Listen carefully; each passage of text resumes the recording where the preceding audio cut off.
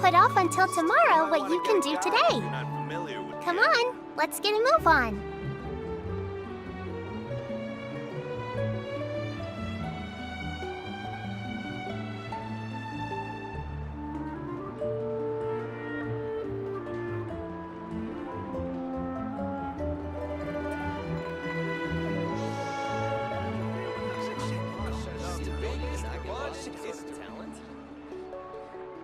You might want to get a guide if you're familiar with the area.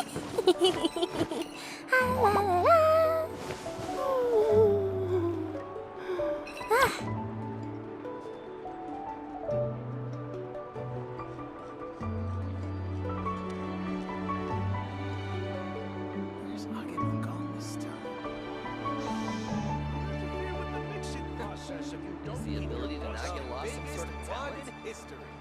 Why do so many people make such a big deal out of seeking the Adepti? There's Adepti everywhere, isn't there?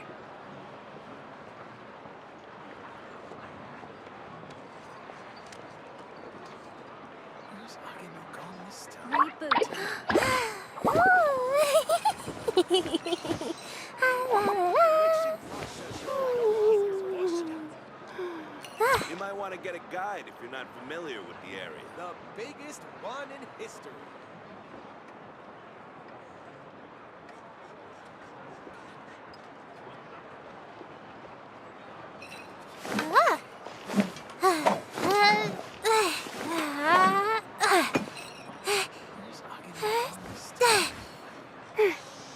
Interfere with the mixing process if you don't keep your voice down. The biggest one in Is history. the ability to not get lost some sort of talent? You might want to Ooh, get a guide what's if you're happening not over familiar there? with the area. Can we take a sneaky peek? Huh? Can we?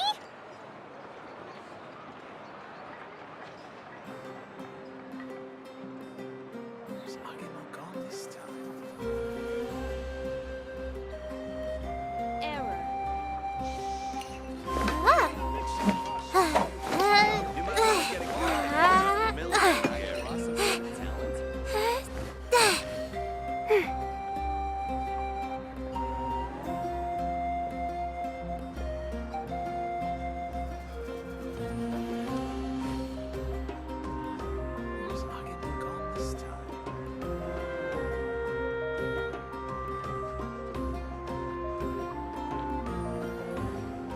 Don't put off until tomorrow what you can do today. Come on, let's get a move on. One in history.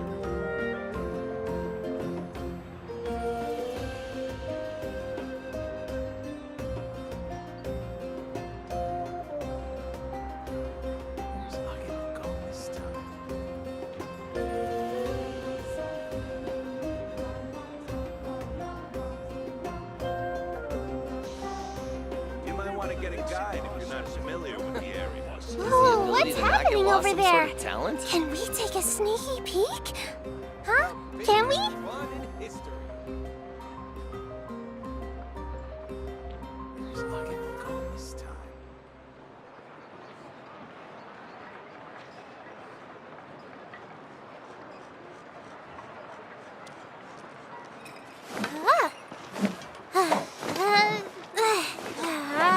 ability to not get lost some sort of talent? You might want to get a guide if you're not familiar with the area. Rebooting. The biggest one in history.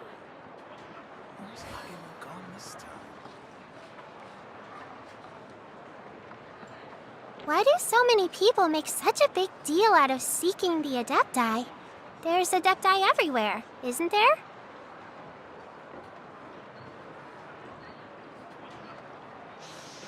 Interfere with the mixing process. You might want to get a guide if you're not familiar with the area. The biggest one in history. Is the ability to not get lost some sort of talent?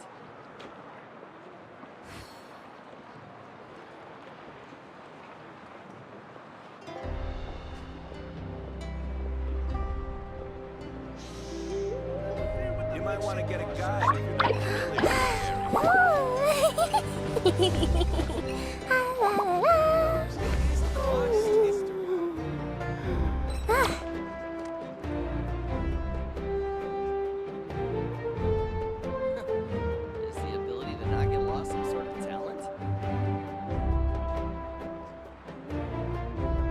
put off until tomorrow what you can do today.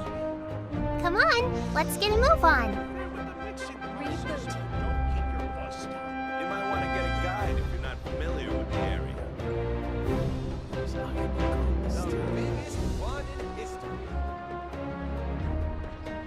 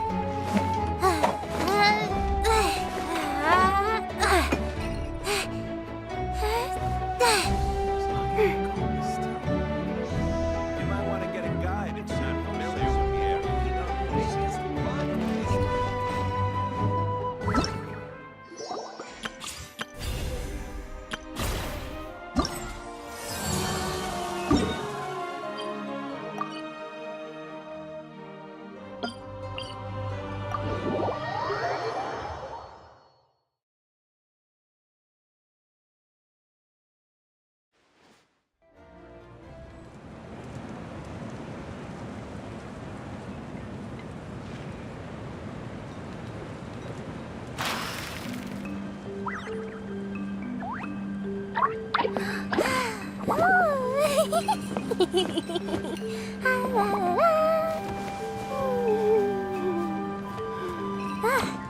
Need a letter set? I can help. Emotional support is important.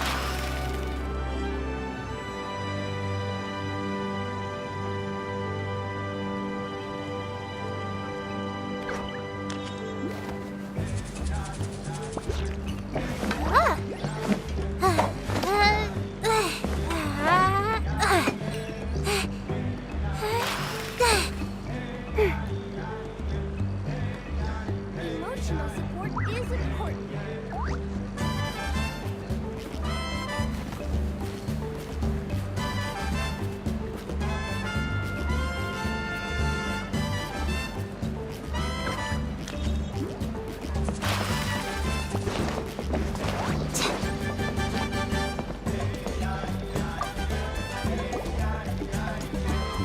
What were you thinking, going out by yourself?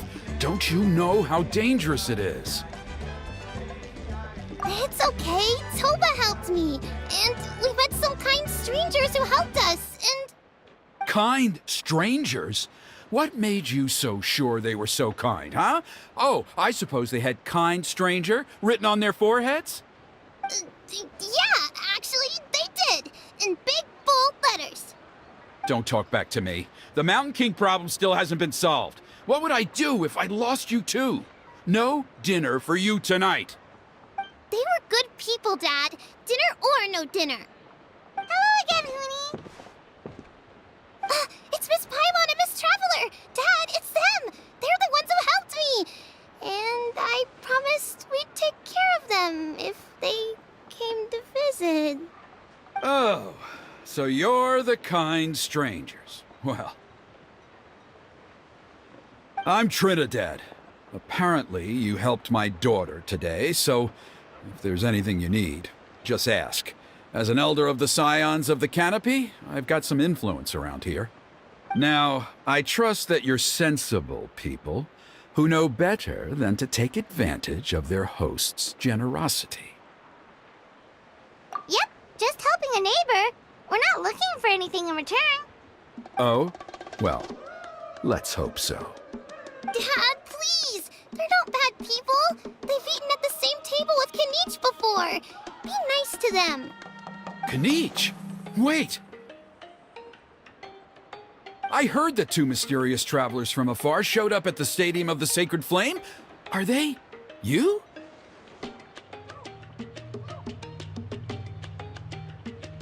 And Paimon's the other. I do apologize. A lot's been going on in our tribe lately, and I suppose the pressure must be getting to me. I can't believe I was so rude to you. I feel ashamed. We got off on the wrong foot. Can we, start over? Oh, now we're talking. Seriously, though, don't worry about it. Already forgotten. We're just happy to see Hoonie got home safe and sound. Oh, you just arrived, I take it, and it would be my honor to give you a hero's welcome tonight. Careful now, that's quite an about-face. We've heard that kind of thing can lead to spontaneous combustion around these parts.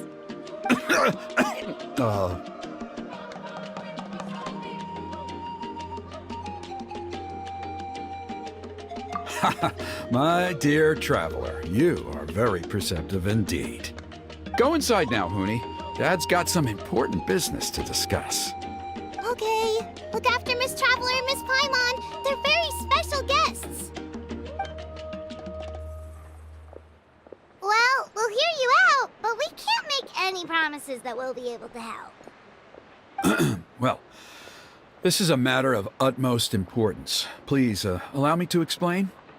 For many years, our tribe has celebrated the Turnfire Night. It is a traditional ceremony among the scions of the canopy in which we remember our ancestor, Burkina, and his companion, Kangamato, the Mountain King. Burkina was a hero who bore the ancient name Malipo, and Kangamato was a powerful Yupanqui warrior. Together, they fought against the Abyss. They were victorious, but it came at a great cost. Burkina paid with his life. The Mountain King survived, but was contaminated by the Abyss, and he remains in hibernation to this day. Normally, Yupanqui never live longer than a century. It is possible that the Abyssal power is responsible for his unnaturally long lifespan. Oh, that's right. The Mountain King is a living symbol of our glory, but even this glory comes at a price. The abyssal power inside him is highly sensitive, and when it is disturbed, he awakens and flies into a blind rage, attacking anything that moves. So, besides the ceremony, another important part of Turnfire Night each year is cleansing the abyssal power inside the Mountain King so that he will remain sound asleep. However, Abyss-related incidents have been on the rise in NATLAN lately, as I'm sure you're both aware. As a result, it has become increasingly difficult to keep the Mountain King in hibernation. Only 5 months have passed since the last Turnfire Night, and he's already showing signs of instability. Has he woken up again? He has. We managed to contain the situation by performing a makeshift ceremony right away, but it was a close call. He could reawaken at any moment. Also, he attacked and wounded my companion, Nana, during the ceremony. She became contaminated by the Abyss as a result, and...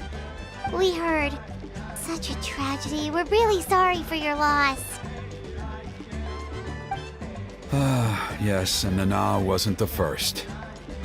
Anyway, right now we're preparing for an exceptional Turnfire Night ceremony, and we need to find a suitable flame bearer. From what I've heard about your adventures, I believe you would be perfect for the role. Of course. Plus, he's a bona fide hero who inherited the Malipo name. Oh, you mean Kanich? Yes, he's the one. A hero, worth his weight in gold.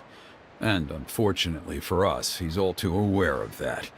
No prizes for guessing what he said when I asked him to host a Turnfire Night outside of the annual schedule. An exceptional ceremony? Oh, I'll have to charge an exceptional price. I swear, no other concept exists in that boy's brain. I'm not the one to usually talk about people behind their backs, but I'm convinced the Wyab got hit on the head and took a wrong turn the day it chose to give that ancient name to him. I mean, have you ever heard of a hero whose mantra is, "What's your asking price?" Oh, and don't get me started on that insufferable Ahau he hangs around with. Thinks he's God's gift to mankind. Pompous fool. Yeah, Paimon has to agree on that last part. Anyway, the fact is, the ceremony can just as easily be done without him as long as we can find someone else. And besides, you two seem like much better candidates. So, what do you think?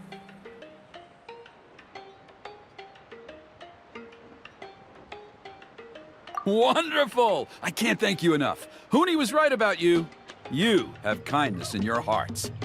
Come with me to the other side of the mountain. I'll bring you up to speed on each step of the ceremony. Us experienced warriors, I'm sure you'll pick it up in no time.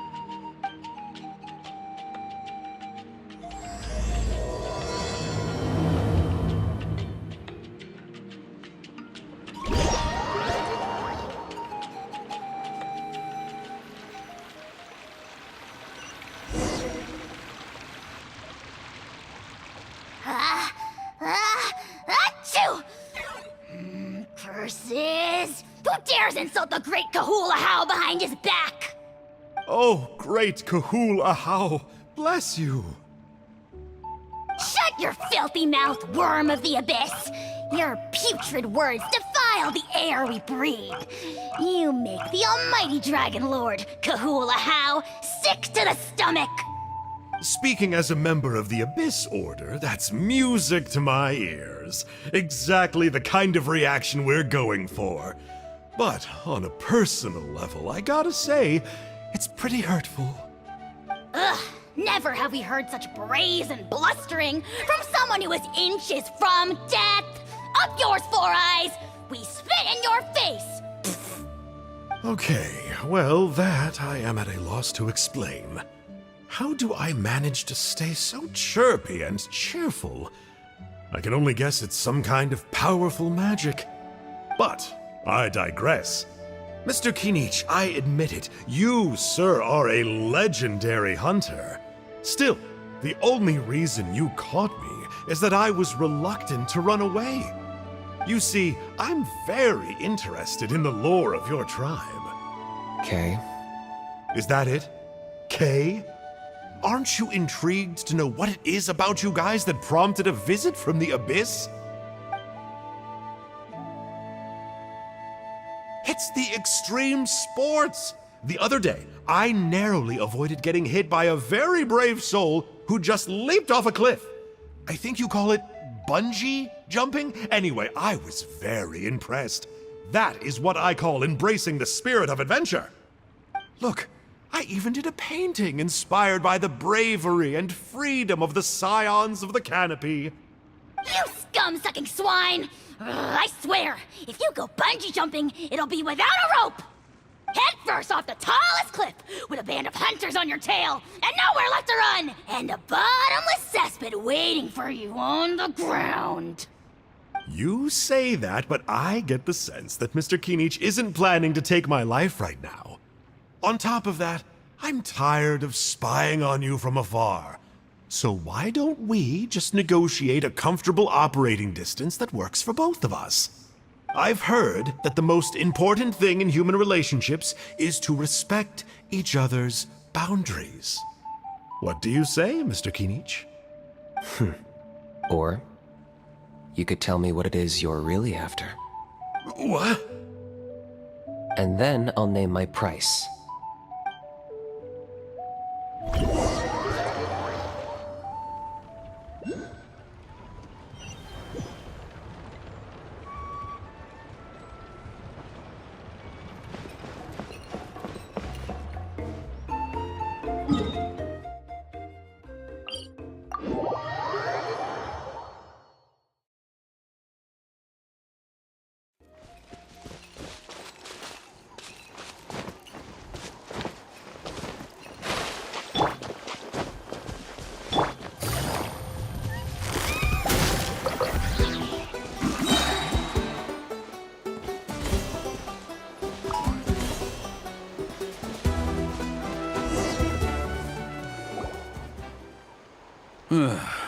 The Abyss contamination is back.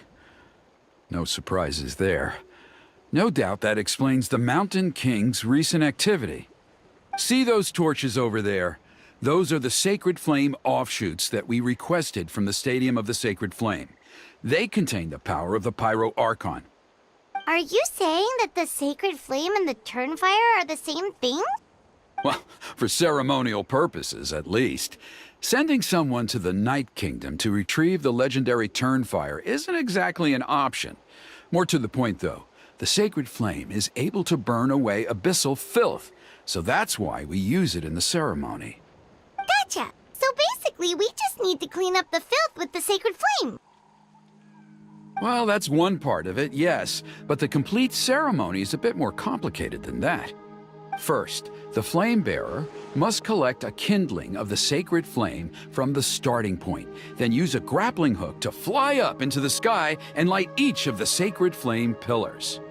Then, they must go down into the canyon, all the way into the cave where the Mountain King slumbers, lighting braziers and the final altar along the way. The most skilled flame bearers can accomplish all of this without touching the ground once. As much as I hate to admit it, Kanich is capable of this. Wow! He can do all that flying without ever falling to the ground? Well, of course Paimon can. It'd be much harder for you guys. Well, don't worry. It's not a requirement of the ceremony. You're allowed to touch the ground.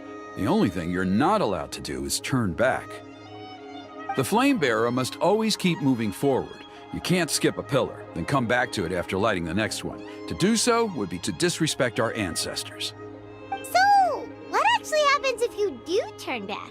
Surely the fires don't just go out. If you're not careful, you might get burned. What about today then? Does the same rule apply? Oh no, don't worry. Today is just a practice. The order doesn't matter. You just need to take the sacred flame, cleanse the filth, then go light all the braziers. Are you ready? I'll repeat all the key points again. Gather the kindling, cleanse the filth, and light all the braziers. I'll wait for you at the end.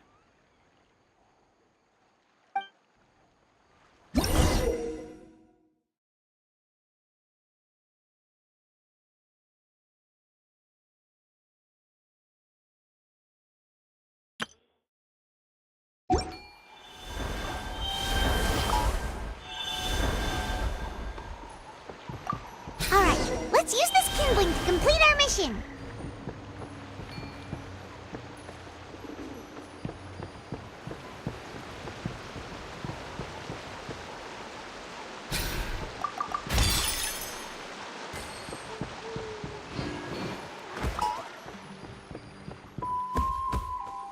There's abyssal filth over there! Let's burn it away with the sacred flame!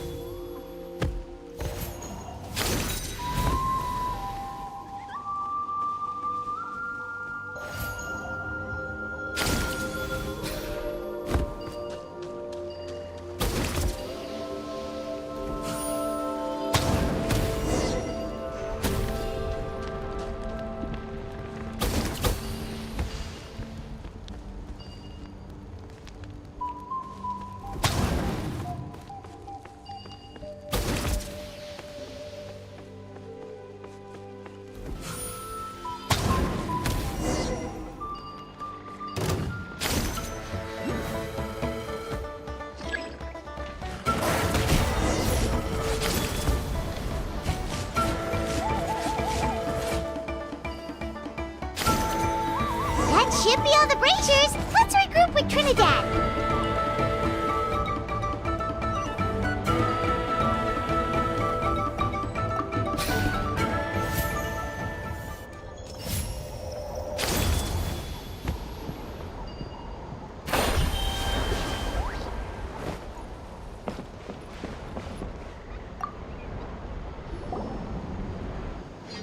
I knew I was right about you. You have outperformed all of the other previous candidates. If there was an ancient name for outstanding flame bearers, I'm sure the Wayab would consider you for the honor. Yeah, although it would probably take Paimon quite a bit longer. All right, now there's still a few days left until the ceremony, and I should probably get back so I can inform the chief and the other elders that I have found the flame bearer we need. Oh, you mean they've still got to sign off on it? Some of them are still hoping we can come to an agreement with Kanich, but that's only because they haven't seen you in action. Still, I'm the one responsible for securing a flame bearer, and my recommendation is you. Just for Paimon's own peace of mind, are you sure it's not gonna be a problem having Outlanders take on such an important role in your ceremony? See that place over there? There was a time, long before the age of Burkina and the Mountain King, when we, Scions of the Canopy, called that our home. After a period of upheaval, our ancestors were forced to move away. Now, it has become a place where our youths go to develop courage and kindle a spirit of adventure. If we fail to keep the threat posed by the Mountain King at bay, it might not be long before we have to move again and find a new home. So, to answer your question, I think everyone will agree that you are the right choice. Fair enough. Desperate times call for desperate measures. I'll need you to drop by my place at some point before the ceremony, if that's all right. There are still a few final details that we need to discuss. Okay, see you later then. You have my gratitude. We've helped out with a lot of other local festivals before, but this one feels a little different. Anyway, let's take a break before heading back to Trinidad's place.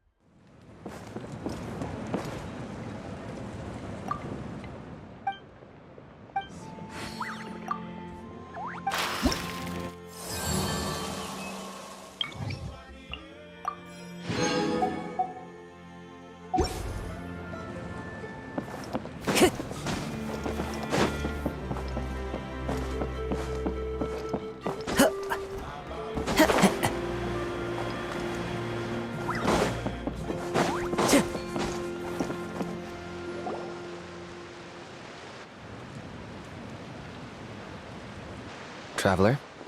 Paimon? Kanich! Fancy meeting you here. We've actually been looking for you. I'll get straight to the point. I hear you accepted a proposal from Elder Trinidad. Oh, the, Turnfire Knight, you mean. You were still his first choice. It's just... Oh, jeez. It's not what it looks like, promise. Chill, it's cool. I only mention it because there's something you should know. And I suspect Elder Trinidad hasn't been completely forthcoming with you. His true intention is to resolve the Mountain King problem once and for all. Once and for all? You mean this'll be the last Turnfire night ever? That's right. He wants to use you to send the Mountain King to the Night Kingdom. To the Night Kingdom? You mean... To his death. Whoa, whoa, whoa, are you serious right now? You shouldn't go blurting out accusations like that. It could get you in trouble. Too blunt? Okay. I'll phrase it more gently. There is potentially a possibility that Elder Trinidad may be hoping that during the course of the ceremony, you kill the Mountain King dead. But that's ridiculous. He told us the Mountain King is a living symbol of your tribe's glory. And that glory comes at a price. Oh, that's right. The Mountain King is a living symbol of our glory, but even this glory comes at a price. Ah, yes, and Nana wasn't the first.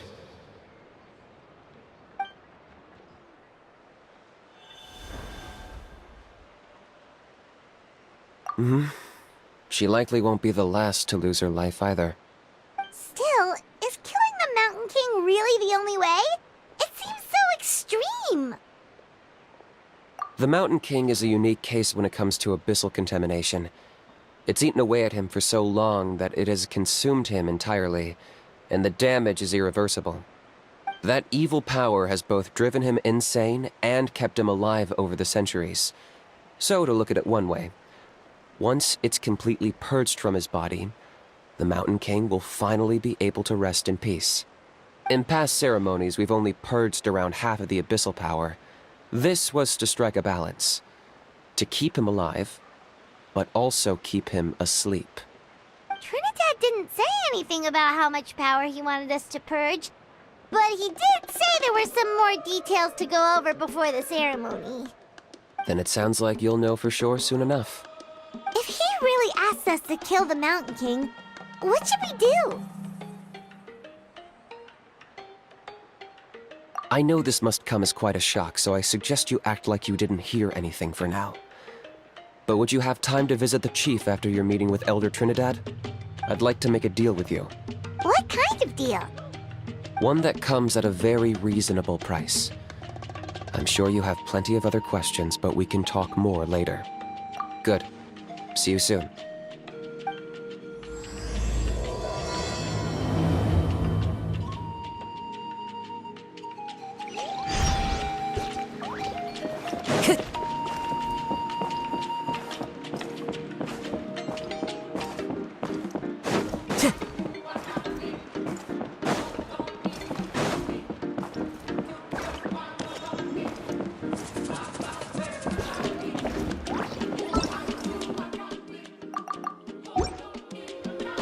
Time to go. Ah, mighty Outlanders, you have returned. Did you have a good rest? It was, pretty good, yeah. Glad to hear it. Things are progressing very smoothly on my end. Many of the elders have heard of your heroic deeds, including the chief. They all speak very favorably of you. There are still those who insist that the ceremony should be performed by the bearer of the Malipo name. But they're just stuck in the past. We need to move with the times. Plus, Kanish doesn't want to do it anyway. Exactly. So, now, it's time for us to discuss the finer details of the ceremony. We covered the fire lighting part of the proceedings yesterday. The next part is the purification of the Mountain King. It's quite simple. You just need to use the sacred flame. We've done it plenty of times before, and it's always very routine. I'm sure you won't have any problems. One point I'd like to stress, though, is that you need to burn away as much of the abyssal energy as you possibly can. The more we dispel, the longer the Mountain King will remain asleep. Asleep, huh? Precisely. In previous years, the Flame Bearer has often been unable to dispel a sufficient amount of abyssal energy. That's the only reason why we have to perform the ceremony on a regular basis. But I understand that you have a lot of experience fighting against the Abyss, and you seemed to wield the sacred flame quite effortlessly yesterday. With your help, I'm optimistic this time we can dispel all the remaining abyssal energy from the Mountain King's body, freeing us from this ever-looming threat for many years to come. Traveler? So this doesn't faze you at all, huh? You clearly have a lot of confidence in yourself. That's all you really need to know. The ceremony's in 3 days. I'll come and fetch you when we're ready. In the meantime, feel free to take a look around our settlement. It would mean a lot to the elders if you got to know some of our people. And if you wouldn't mind helping them out with a few errands here and there, that would be even better. So now we have extra errands to run? Maybe we should add a little extra to the price. Just a humble suggestion, that's all. It will help you gain the respect of our people, and as a mighty hero, I truly believe that's what you deserve. I'll be sticking around for the next few days, so if you have any questions, you know where to find me. Seems like Greenwich was right. We should go meet up with him right away.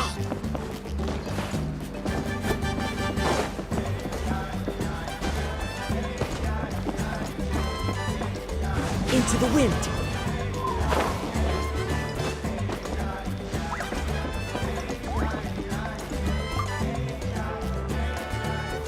Huh, you're here. Ganich, Elder Trinidad said that... I can tell. It's written on your faces. Is that the Traveler in Paimon? Forgive me for not being there to welcome you on your arrival. That should have been my duty as chief. Hello, Chief Waina. I only heard the news from Trinidad yesterday, so I asked Kinich to invite you over for a quick chat.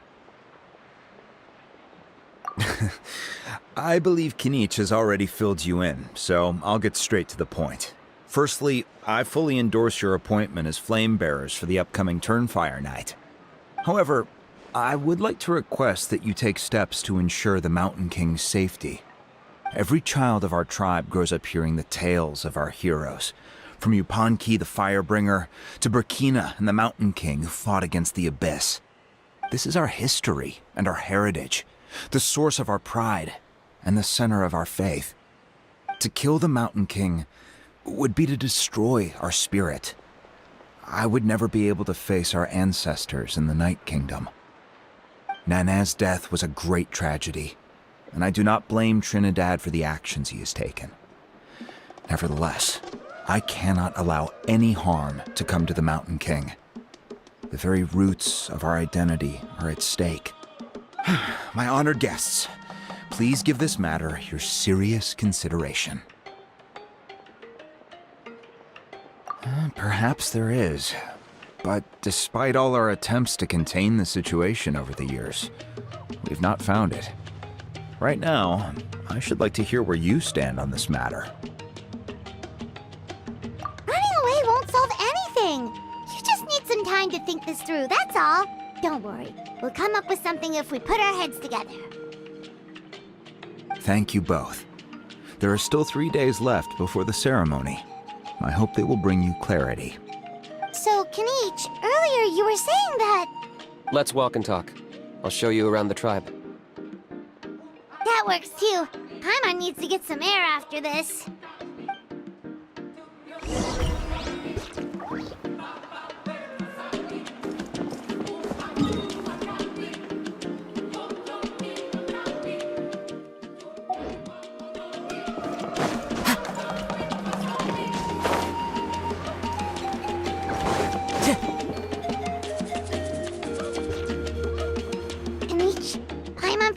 Understands why you turned Trinidad down. You knew what he was planning, didn't you? That's why you didn't want to be the flame bearer this time, because it's a double-edged sword. The whole Mora thing was just a sneaky excuse. Double-edged sword is right. But my response wasn't merely an excuse. To solve this exceptional problem, an exceptional price must be paid. I'm working on it. Really? Well, come on then, let's hear it! In a moment. Didn't you have a question you were about to ask me? Oh, yeah.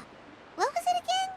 Oh, right. We need to talk about how... I agree that he has a problem. He needs disciplining, so I hired him a teacher. You got him a teacher? Oh, Paimon would love to see him get scolded for bad behavior. Anyway, moving on. When we ran into a house, he said you two were investigating some abyss thing together. Is that related to the whole Mountain King situation? Yes, that's the angle I've been working on. I'm a Saurian hunter, but I occasionally hunt the abyss too. One time I was pursuing some purple demonic dogs when I accidentally entered a hidden space. I did some research after the fact. Apparently they're known as beastly rifts, and there are many of them of all different sizes. That's where those purple dogs were coming from. So, if we can locate one of these beastly rifts, clear the monsters out, and move the Mountain King inside, he'd be able to continue living, but without posing a threat to the tribe. Whoa, that sounds kinda crazy. Would it really work? It's not without its risks, of course. There's a lot of unknowns in the equation. For instance, for all we know, a prolonged period inside the rift could make the Mountain King's condition worse.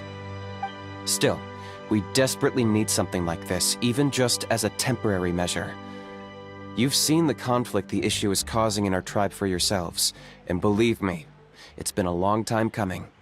The chief is adamant about keeping the Mountain King alive, whatever happens. Paimon can understand. It's less about the Mountain King and more about preserving your culture and heritage. Yes, but on the flip side, you've got people like Elder Trinidad, who is more concerned about protecting the people he cares about now and into the future. And he has every right to take that view. It's one thing to try and preserve the last remnants of a glorious past, but making your kin pay the price for it? No one can seriously tell them that's a fair trade. You're right. There's no easy answers here. Let's leave that to one side for a moment and assume we go with your plan. How do you actually intend to find one of these beastly rifts? Because at least in our experience, the dogs open the rifts when they want to attack us, not the other way around. I think I know a way.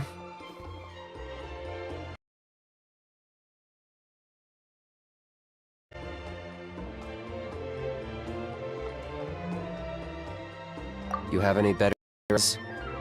Not at the moment, but it just feels like using the power of the Abyss for our own ends isn't gonna end well.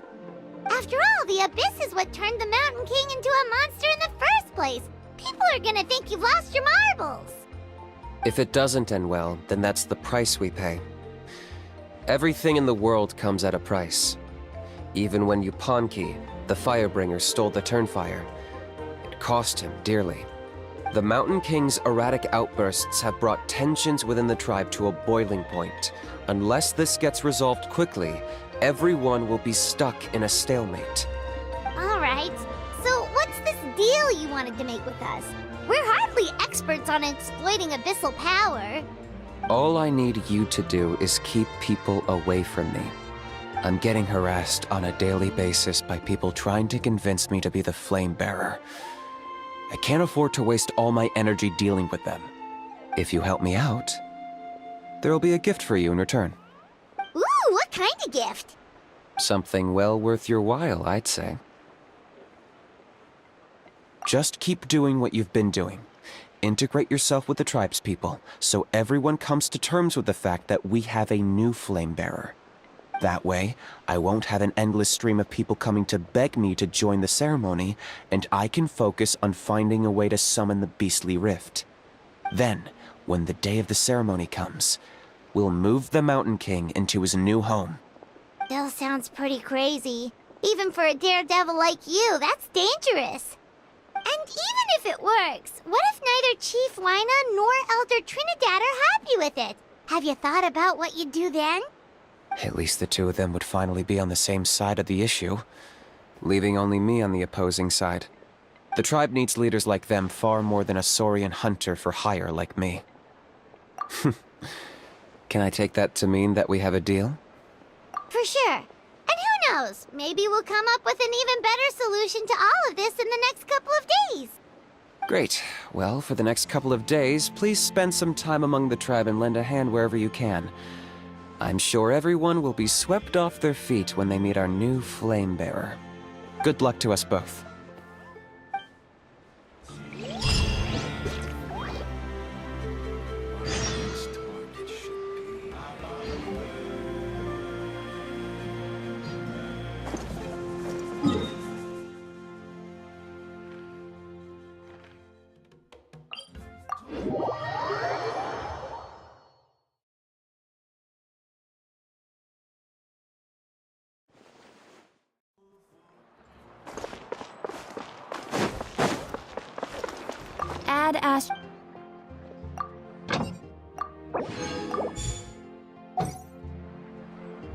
Ad Astra Abyssosk.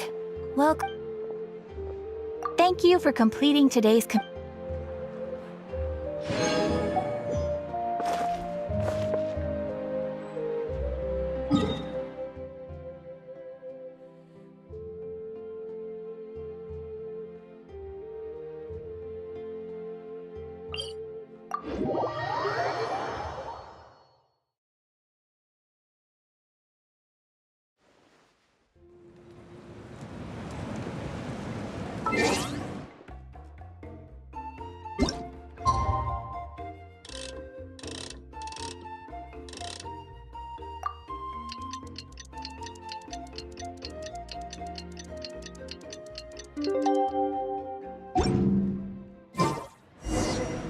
Okay, task for the day.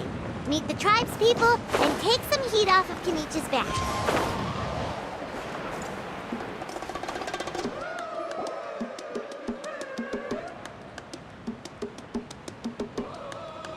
Hoonie, how can you call the Mountain King a monster?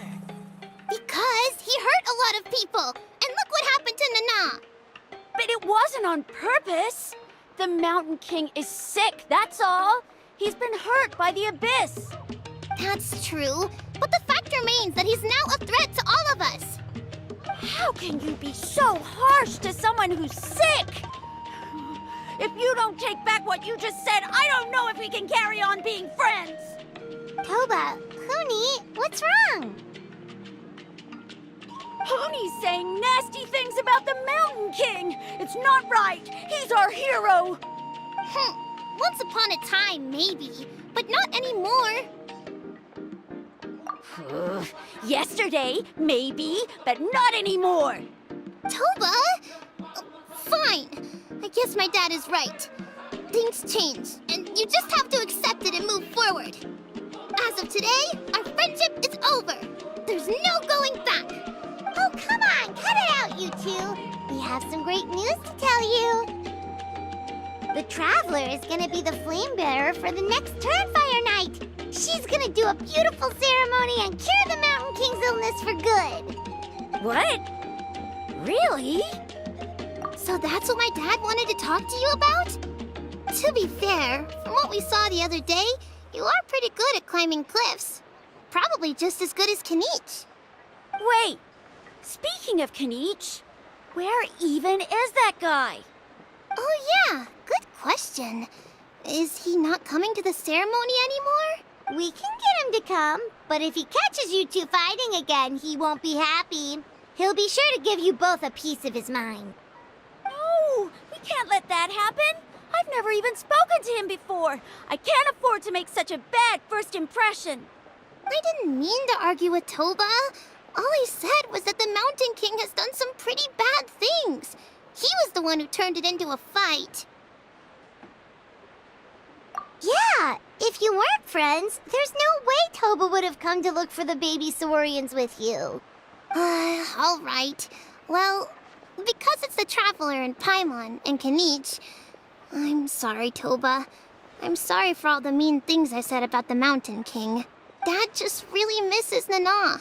And I was really upset that she's gone, too. Huh? Oh. I shouldn't have spoken to you the way I did either. It wasn't very nice of me. For the Traveler and Paimon, Kanich, and for Nana. I'm sorry too, Huni. That's more like it. Now you're best friends again. Guess so. Toba, if I ever say something mean about the Mountain King in the future, I'll make sure I say it to someone else, and not you. I'd better go buy some colored cloth for my dad now. He needs it for Turnfire night. Let's play again some other time. See you, Toba. See you, Traveler and Paimon. Okay. I'll head home as well then. See you next time. Okay, take care, you two. Even though they said they're sorry, it looks like their friendship isn't as strong as it was before. Let's just hope we can solve this once and for all. Come on, let's move on.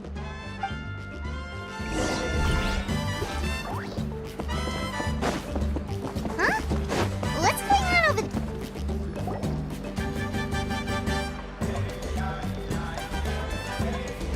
Hey there! What's happening here? A rehearsal for the Turnfire Night dance. Ooh, there's a dance involved? Paimon wants to learn too! You don't know it? I guess you're not from these parts, huh? It's rare to see a new face around the tribe these days. I thought everyone would be keeping away. Why do you say that? Because of the Turnfire Night, of course. The Mountain King could wake up at any time. That's why we're holding an emergency ceremony. This isn't one of those fun and games festivals.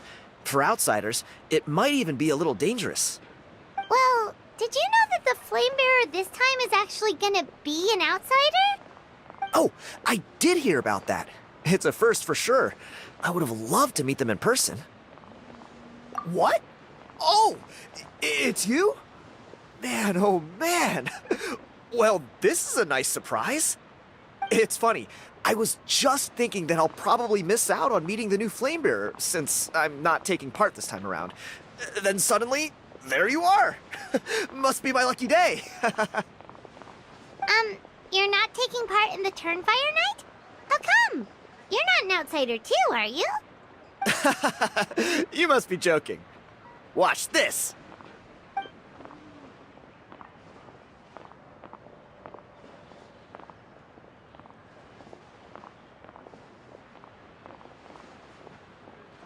Not bad, right? Yeah, I'm considered one of the better looking guys who dances beneath the pillars of the sacred flame. Been doing it a few years. Always gets the ladies out to watch. Oh, very impressive. So why'd you quit? Well, I feel like the whole Mountain King situation is getting more and more precarious. It's just not safe here anymore. One of our elders' Saurian companions even lost her life not long ago. The question is, what are we gonna do about this in the long term? But our leaders don't have any answers for us. They're probably too busy fighting about it amongst themselves. The way things are going, it's only a matter of time before it gets violent. So I figured, you know what? Now's as good a time as any to get away for a little while. Go do some exploring. You look a little disappointed. Disappointed? Nah. It's a great opportunity to go see the world. As every male scion of the canopy knows, wherever you are and wherever you go, the only way is forwards. We take pride in that. I won't forget my roots. I managed to get in touch with the Saurian Relics Association. They gave me a simple test. Find a decent quality relic, and they'll make me a member. What's the Saurian Relics Association? You've never heard of it? It's a group of amateur history enthusiasts who do research on the ancient Saurian era. They're all about collecting relics and remnants from that age. Speaking of which, the guy who was Flamebearer before you, I've heard that his Saurian buddy comes from that time. A how? A how's a relic from an ancient Saurian civilization? Oh, yeah, him. So you know those two already, huh? Then, do you know how they met? It was deep inside some mysterious ruin, and they signed a contract there. The association folks say that the kind of contract usually comes with a huge hidden cost. Really? That sounds ominous. Who knows? But if it's true, Kinich can probably handle it.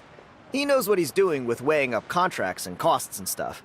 I doubt he'd make a contract that doesn't benefit him. Strangely enough, I actually happened upon a strange mural a while back, and it looked to me like it was depicting a Saurian and a human involved in some kind of Saurian-era contract ritual. Oh, does that count as a relic then? You bet it does. I was all ready to go take a picture of it and use that as my entry ticket to the association. But after all the abyssal activity recently, I heard that area's been overrun by monsters. The best laid plans, huh? I'll just have to wait and see if things improve. Or... you look like you know your way around a fight. I don't suppose there's any chance you'd be able to help? If all you need to get is a picture, that should be pretty achievable, right? The Traveler deals with monsters all the time. It's a piece of cake. Wait, you're seriously gonna help me out? Come on, it's no big deal. Compared to some of the things we've been roped into before, this is nothing. Pyro Archon above, you two have hearts of gold, you know that? You're the kind of people who could dive into the Turnfire deep in the bowels of the Night Kingdom, and it wouldn't burn a single hair off your head. Of course it is. All right, come with me. I'll show you the way.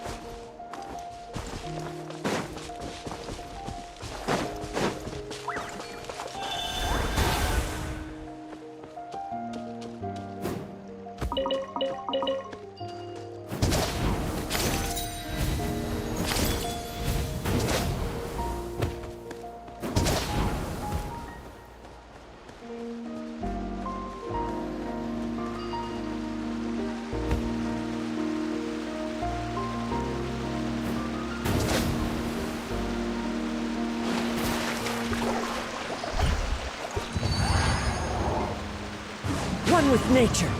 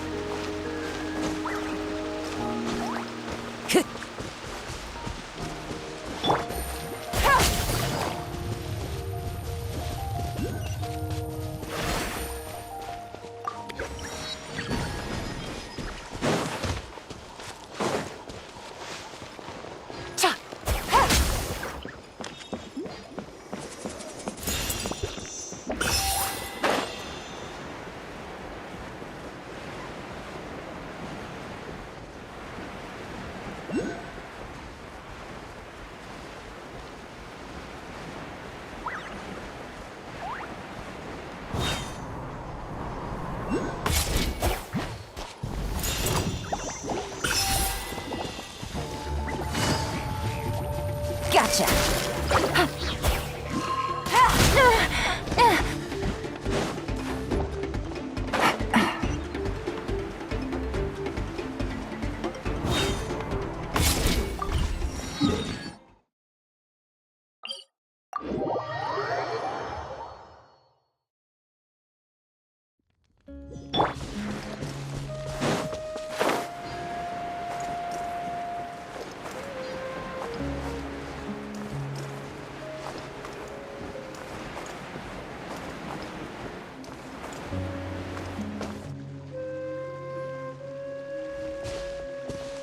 There it is.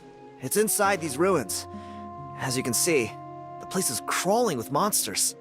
Alrighty then. Stay back and take cover, Tiago. This could get dangerous. We'll take care of them. Great minds think alike. I'm not about to cramp your style.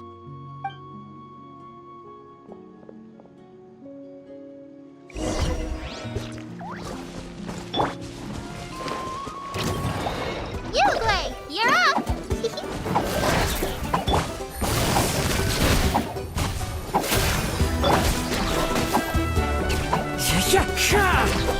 Clouds high. The birds come. Inazuma shines eternal! Here comes the catch. Quietly now.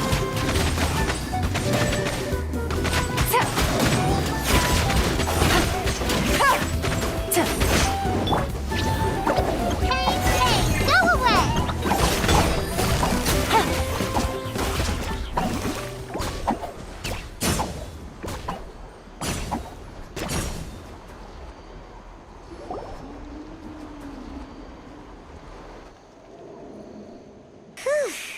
That should be the last of them.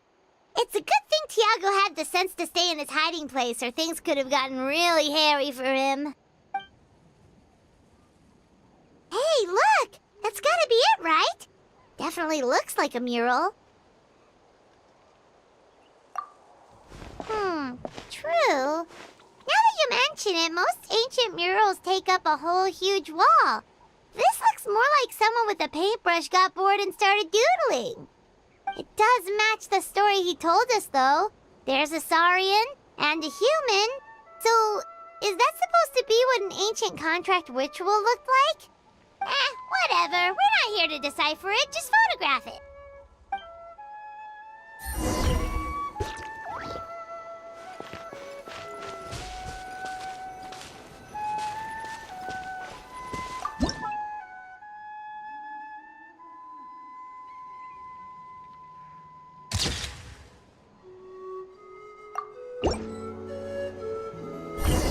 That's a wrap. Let's take it back to Tiago.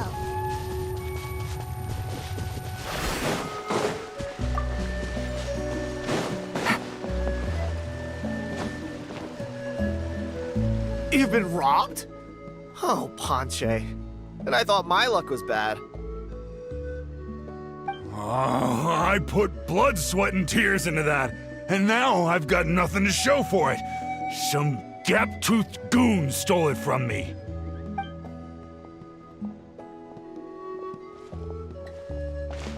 Tiago, is this the picture you were looking for? Let me take a look. Yep, that's the one. Pyro Archon above, you two are superhumans. Hey, Ponche, come and say hi to these guys. They're gonna be the new flame bearers, and they're tough as nails. Wait, are you the Traveler and Paimon? Huh? You already know each other? I don't think so. My nephew Toba's been telling everyone about you. He says you're crazy strong, super friendly, that you helped him out, and that you're gonna be our flame bearers this Turnfire night.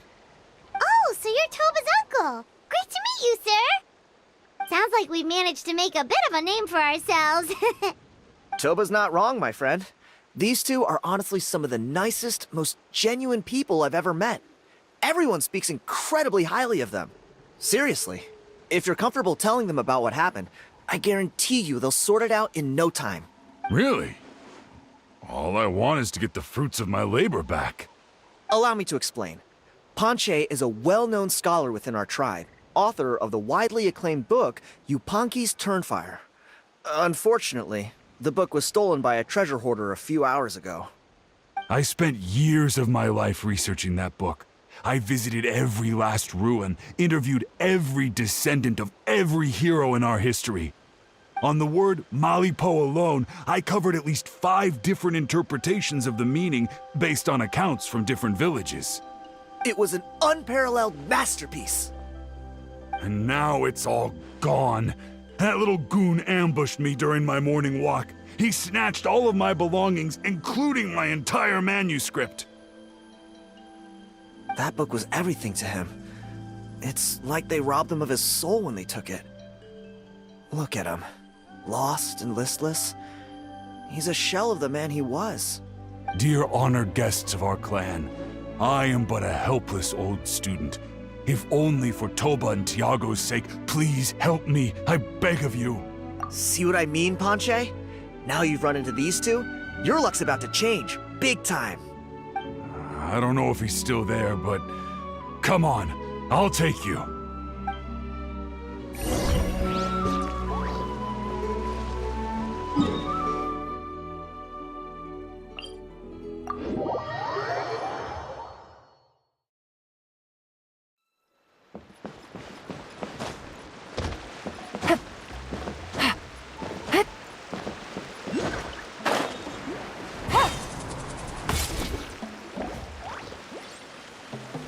Hey! You thieving rat! Give me my things back! What do you want now, you old bum? God, you're a waste of space. Prepare to get shoved butt first into a tree hollow. Oh, what's this? Brought a little bodyguard with you, huh? All right, let's see what you've got. Eat dirt, suckers!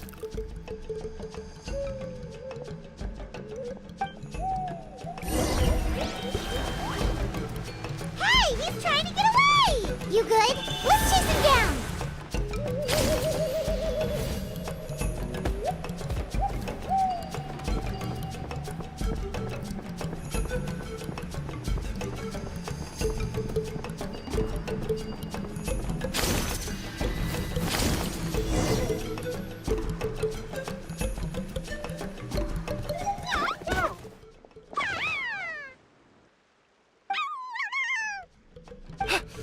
Where did these Yupanqui come from? Get away from me! Oh, the baby saurians are blocking his path! Stop, please! By all the warriors, heroes, gods, and kings, I can't run any longer! Please, I don't have your stuff anymore. Have mercy! Oh yeah? Well, where is it then? I threw it away! You threw it away? The old bum's bag didn't have a single mora in it! Just a tatty old book, worn out pens, and some old rags. All that time lying in wait was for nothing. I was so mad I just threw all of it away.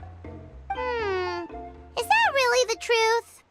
Okay then, where did you throw it away? The same place you found me. Look, I swear on the Pyro Archon it's the truth. May all my worldly possessions be turned to ash by Turnfire if I'm lying. Okay, that's a pretty strong oath. What do we do now? It sounds like he's telling the truth. Right. Let's hope nobody gets to the book before we do. We'll never get it back then.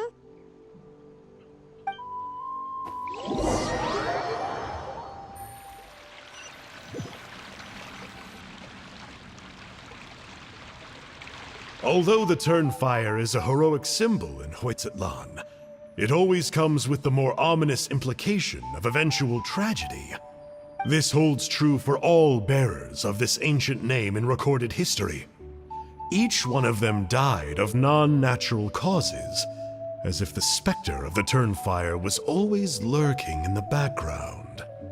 This appears to suggest the existence of some higher power that is always watching the name-bearer, examining their actions, and eventually demanding payment in return. None can escape this payment, unless, perhaps, they could honestly swear by Turnfire to never make a single mistake in their entire life. Yupanqui's Turnfire. What an incredible work on ancient name philology. I can't believe it was just lying there for me to take. Let me see, the author is... Ponche. Nice. A gentleman and a scholar. Silence, book muncher. The great Kahulahow will suffer your droning voice no longer. Do you truly find no joy at all in perusing such rich historical records? Joy? What joy is there in this pointless drivel? Well, it makes a pretty shocking prediction.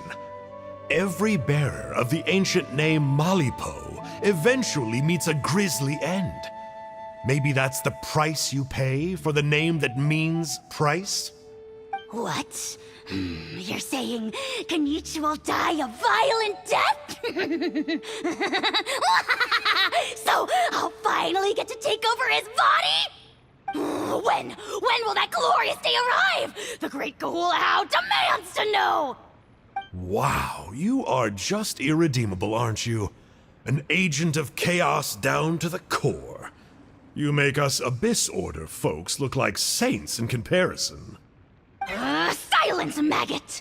To presume that anyone compares your kind with the great Kahulahow is sheer vanity. And if that day ever comes, oh, your doom will soon follow.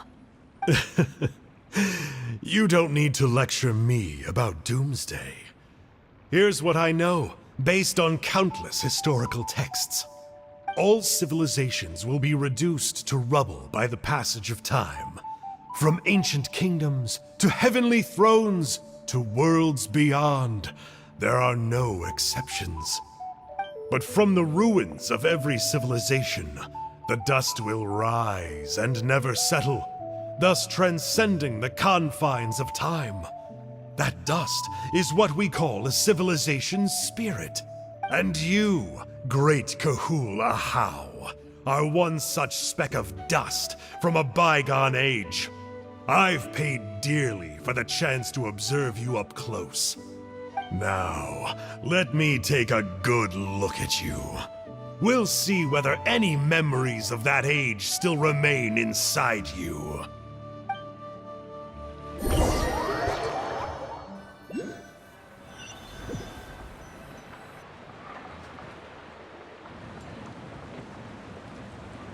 We're so sorry, Mr. Ponche, but we couldn't find your manuscript anywhere. Does that mean all of my hard work was for nothing? You gotta stay positive, Ponche. You might have lost the book, but the brains behind it are still intact. Surely you remember the main points at least? The whole reason I worked so hard to get it finished before the Turnfire night is because I hoped that maybe it might help us find a way through these trying times. But now... well, not exactly. But I thought my research might at least be a starting point. Oh, really? So what did you find out in your research? I think the key to all of this lies in the power of Malipo. Ponche, you know as well as anyone that ancient names don't hold any real power. Symbolic power doesn't count. You're right, but Malipo may be a special case. Given that it first arose in the era of the first Pyro Archon, it might contain remnants of Xbalanque's power. Yeah, I remember that story. My grandpa told it to me when I was a little kid. Maybe you're the special case. Most kids stop believing in that stuff by your age. I'm not talking about childhood superstitions here. There is evidence. Like what? Like the fact that the Mountain King is still alive. Everyone attributes that to the power of the Abyss. But there's more to it than that. The key factor is that Burkina summoned the power of Malipo at the cost of his own life. If you don't believe me, then answer me this. How many other creatures can you think of who lived longer, not shorter, after being contaminated by the Abyss? Traveler, different situation but similar idea. Doesn't this remind you of the hilly... So, I came to the conclusion that Malipo must refer to some mysterious ritual involving a tit-for-tat exchange. It began with the first Pyro Archon, fell with the Grand Alliance, then was buried in the Night Kingdom. And now, it awaits the call of its new bearer. Hey. Sorry to interrupt, Ponche, but you seem to be getting a little overexcited. I'm sorry. I was originally planning on presenting my findings to Kinich. I'd hoped he would be attending the upcoming ceremony. Sounds to me like you dreamed up one fanciful theory to support another. Kinich, what are you doing here? I more or less finished what I was doing, so I came to have a quick catch-up. Now a good time?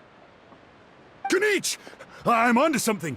I haven't worked out all the details, but you have to attend the Turnfire night. So Mr. Ponche here has done a lot of research on the history of the Turnfire, and thinks he might have found a way for you to solve the problem. I'll be there, Ponche. Let's go.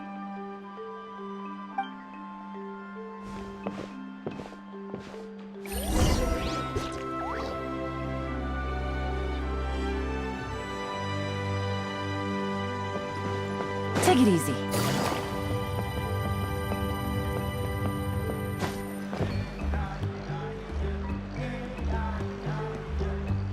Here will do.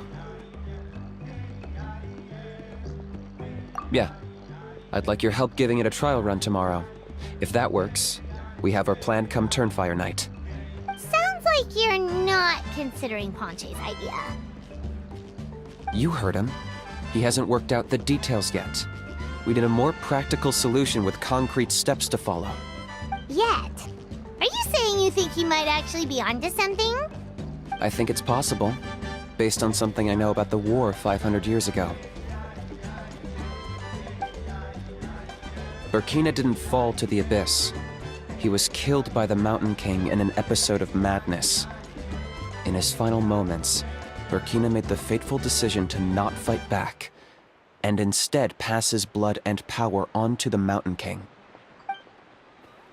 Maybe he thought the Mountain King was stronger than him and more valuable to the tribe. Or maybe it was just out of loyalty to his friend. Either way, I can believe the Turnfire was involved. Whether you think his sacrifice triggered it, or his fate was sealed from the moment he took the Malipo name, it makes sense to me. How can you drop these truth bombs with such a straight face? This is what I've gleaned from my many interactions with the Mountain King. His mind is so disordered. It took some time to piece it all together. The story Elder Trinidad told you was the more palatable version of events. The truth is even darker. The Mountain King's mind isn't just disordered. He is suffering and feels great shame. I believe he wants to be put out of his misery. What? Then what should we do? Should we grant him his wish? Of course not. We should help him move to a new home. It's the only practical solution. The Mountain King is a hero to my tribe. An object of worship, even. Ending his life would be like desecrating a statue. Still, he's been the cause of multiple disasters, and we can't afford to have any more. Ugh. Practical solutions hurt Paimon's brain. Can we follow our hearts next time? Then let's break for the day. I've already found a suitable venue for tomorrow.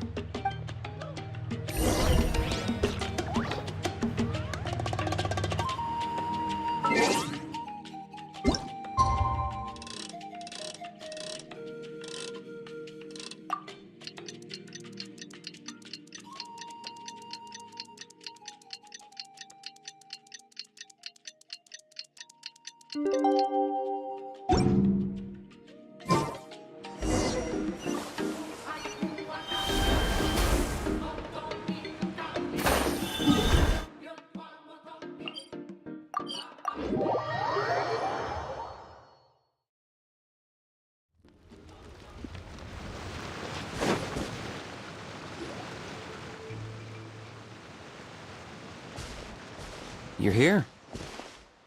Very punctual. Oh, so the gruesome twosome come crawling back.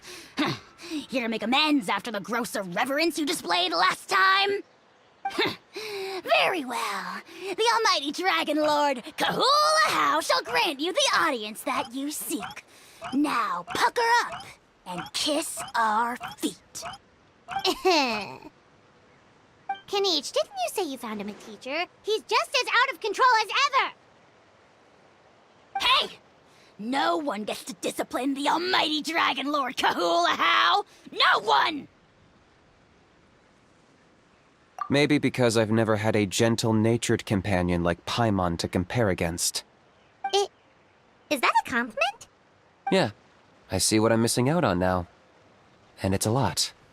Kanichi! We could drown this measly flying ant in one droplet of spit!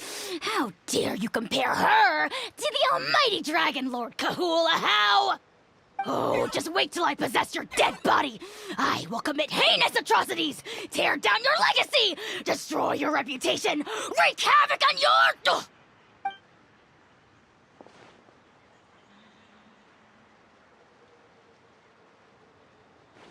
Traveler, Paimon, let's get down to business.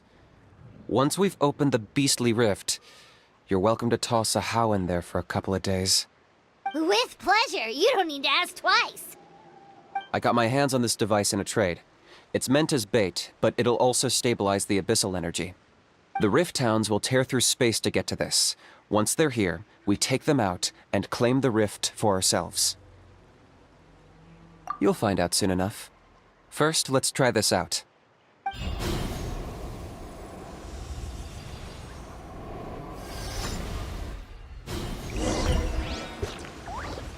They'll tear you to pieces given half the chance, so be careful.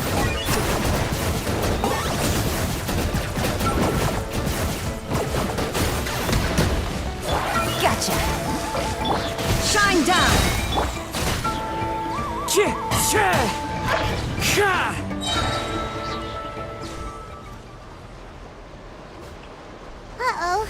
Are there even bigger ones on the way? You see, Kinich? I'm a man of my word. In fact, I'd say I under-promised and over-delivered. Nifty little gizmo, isn't it? I take it this is your true form? Now that our deal is complete, it's time to start the next phase of our relationship. I made a promise to the great Kahula How, and now I'm here to seize your body for his use. Cliché, I know. The hero's trusted partner sells him out to the abyss in a shocking act of betrayal. Cue bad guy speech and drawn-out death sequence. Huh? Angel? Huh? Huh? What are you two doing here? Oh, Mr. Kinich, this is not what we agreed on. Traveler, this is the gift I got you. I know you're looking for intel on the Abyss Order, so I thought he might be of use to you. But it looks like you've already met. Yikes. Frosty reception. Gotta say, I kinda pictured this moment going a little differently. Tears of joy welling up in your eyes as you say the words, "It's good to see you again, old friend." Don't be ridiculous. Sounds like you've been reading too many romance novels. There we have it. Change is inevitable and nothing lasts forever. What a pity. Well then, time for you to meet the new me. This time, please call me Sanka. Sanka! Aha! So you're the glasses guy! You tricked Huni and Toba into telling you a bunch of stories! What does it matter? A name is a superficial label. It's what's deep down inside that counts.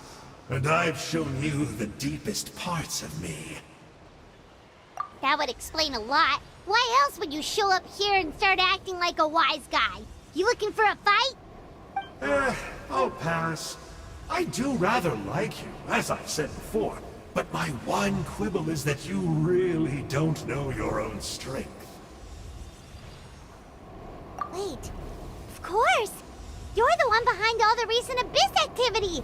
Let Paimon guess, you've been provoking the Mountain King too! Haven't I told you before? I'm not part of the inner circle who do our Highness's bidding. My interests are far more low stakes. I spend my time digging for truth in ancient doodads and books. You really think a benchwarmer like me is capable of more than that? I investigated him. He's not connected to the recent events. Just happens to be in the area. So, I struck a deal with him. He helps me summon a rift. I allow him to do some historical research. But that's all over. And now Kinich wants to hand me over to you. Well, I was hoping this would be an opportune moment to whisk away his body. That would have given me some more time to study the great Kahula How. But now I've run into you, which is just my luck. Or maybe I've incited the wrath of the Turnfire, and this is the price I have to pay. But I don't understand. What did I do wrong? Wait, does that count? Let me think. How? You are the worst of the worst! Colluding with the Abyss Order against Kinich? How could you betray your partner? There is no betrayal. The almighty Dragon Lord Kahula How is a partner to no one. Don't worry, I told him to act as bait. Yes, and you should have picked a bigger fish. The Abyss Order? Ha! What a joke. Not even a match for our lowly servant. I put up with this toad croaking for days, and it was all for nothing. It looks like your disciplinary measures have been less than effective, Mr. Enjo. What did you expect? Behavioral rehab isn't really our thing. Otherwise, we might as well change our name from the Abyss Order to the Abyss Boarding School. The abysmal disorder would suit you better. Kanish! Dispose of him! He is of no further use to us! Traveler?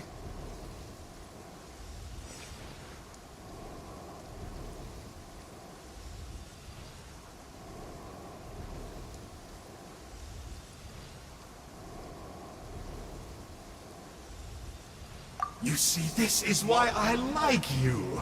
Still, you shouldn't underestimate me just because I'm a lowly clerk. I could never beat you in a straight-up fight, but when it comes to running away, I won't lose to anyone. Do me a favor and remember how fast I disappear. Maybe then you'll show me a little respect next time. Darn! He got away again! Couldn't you have stopped him? It's alright. He's not worth our time and energy. Besides, it seems like he's in debt to a lot of people. I'm sure they'll keep him busy. If you say so. Still, Paimon's kinda surprised that you actually struck a deal with someone from the Abyss Order. To borrow that guy's words, names are superficial labels. Whether you call it the Abyss Order or anything else, it's a broad generalization at best. Think of it like apples that have fallen from a tree. If you tasted each one, you'd find that they're all at different stages of ripening. Even the unripe fruit blown off its branch before it's fully grown can still be brewed into a fine wine. Everything has its use. Huh. Well, in that specific sense, maybe Enjo's not such a bad apple. Not rotten to the core, at least. Of course! Only the almighty Dragon Lord, Kahul Ahau, is rotten to the core and evil beyond redemption. Ugh. So what exactly are you anyway? You're definitely the evilest little thing Paimon's ever met. Don't worry, he can't hurt a fly. You could say that. Paimon heard that those kinds of contracts might come with a terrible cost attached. Is that true? Such as a how watching me like a ravenous vulture? Vulture? Vulture! We are the Dragon Supreme! Sovereign ruler of the Nation of Flame! Let's pick this up another time. It's getting kinda late. You should go back and get some rest. Big day ahead. Tomorrow's Turnfire night. Time to light the sacred flame and burn away the filth for a legendary 500-year-old warrior. Oh yeah. Hearing you lay it out like that is making Paimon a little nervous. For all the work we've put in, it all comes down to tomorrow night. We have to make sure we solve this problem once and for all. Then it can't hurt to say this one more time. Good luck to us both. See you tomorrow.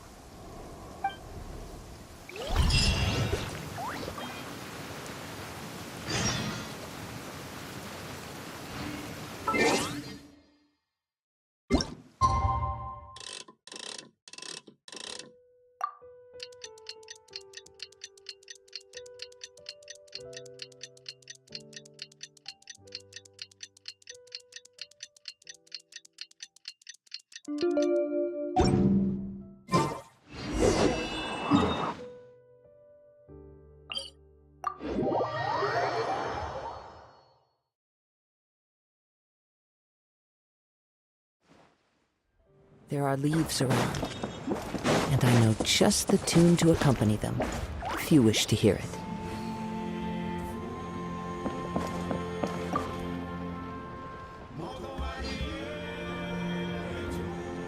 Ah, at long last, you're back. I hear you've done much for our people these last few days. Everyone has nothing but praise for you. Many young people have heard the rumors too. They're all eager to meet our new flame bearer. Well, they won't have to wait for long. It's almost time for the ceremony. We really hope we can resolve the Mountain King situation quickly and smoothly. Seems like a lot of people have been worrying about it, huh? Well, it's nearly time. So, if you're ready, then follow me to the ceremony site.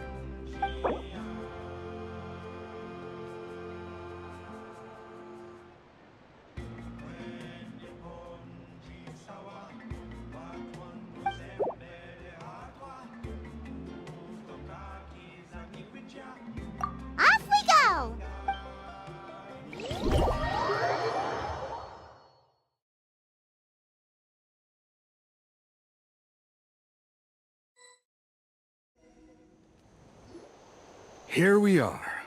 Our honored guests have arrived. I have heard much about your fine work over the past few days. I hope you'll allow us to thank you properly after tonight's ceremony. Don't worry about it. Getting this huge venue ready must have been a huge task. No need to make extra work for yourselves on our account. Oh, if it means getting the Mountain King issue resolved, no cost is too great to bear. A resolution will come in due course, but every great fire starts as a tiny spark. We must take it one step at a time. No one would disagree with you if that were possible, Chief, but it's been far too long since we've seen a real step forward. Look around you. Can't you see how our numbers have dwindled since the last Turnfire night? The ceremony was arranged on short notice. Many are away from home and could not make it back in time. That may be so, but still. Good evening, Traveler and Paimon. Kinich! Not a moment too soon. Chief Wayna, Elder Trinidad, could you give us a minute? I'd like to give the Traveler a few pointers as the previous Flamebearer. Very well, but make it quick. Let me know when you're done and we will begin the ceremony. Let's step to the side. Has anyone gone over the key steps of the ceremony with you yet? Yeah, Elder Trinidad did, but, Paimon seems to have forgotten them? What a surprise! The flying ant has an ant-sized brain. If you don't want your tongue to be burned off by the sacred flame tonight, I suggest you stay quiet. See those sacred flame pillars? Once you've lit the fire, go light each one up in turn. Once that's done, head down into the cave where the Mountain King slumbers, light the braziers along the way, then bring the flame to the final altar. Then the ceremony is complete. That sounds simple enough. The process isn't complicated, but remember, you mustn't turn back at any point. If you miss a pillar, you can't light the next one, then come back to it. You have to keep moving forward, or it's seen as disrespecting our ancestors. If that happens, you won't receive the blessing of the Turnfire, and you'll have to start over. I made you a diagram that summarizes the steps. Take a look.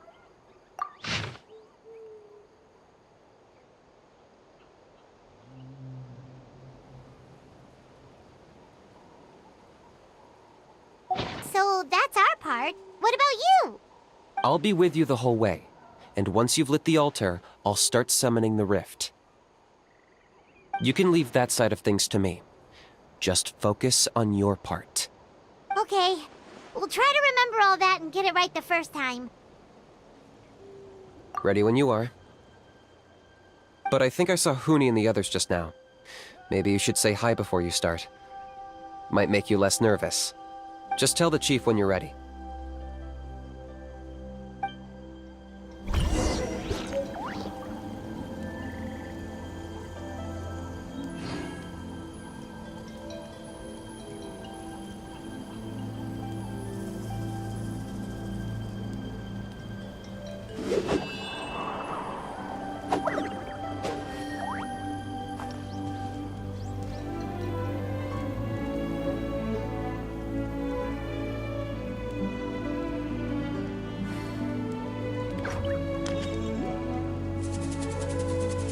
Wherever in this world I roam, I carry memories of my home. This blade.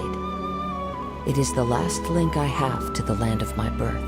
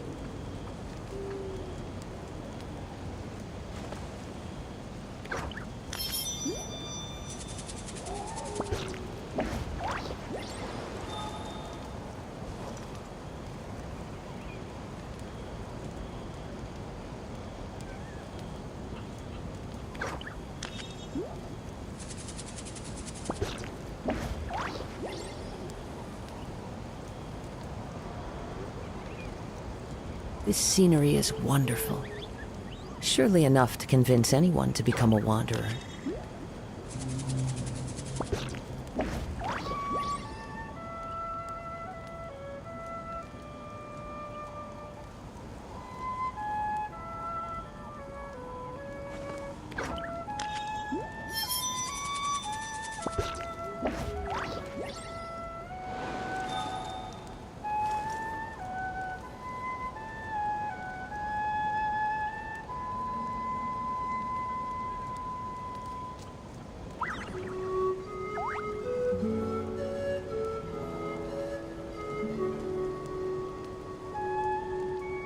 There are leaves around, and I know just the tune to accompany them, if you wish to hear it.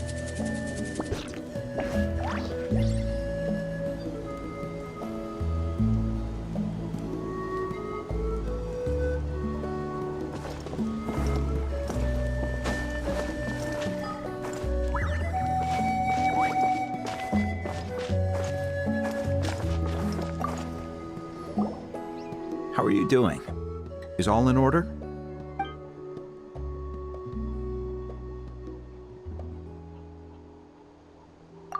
I'm counting on you. Don't forget what we talked about. By past fuel and present flame, life marches ever on. My brothers and sisters, the time has come to light the fire once again, and let the Turnfire night shine bright in Hoytzitlan.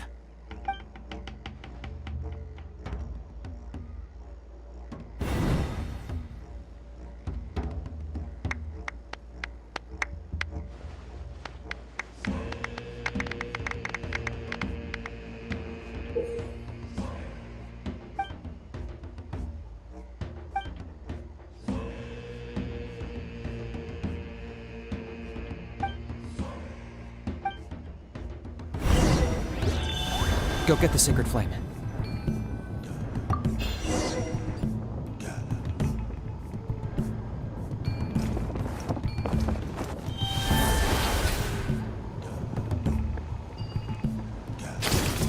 Nicely done. Off to a good start.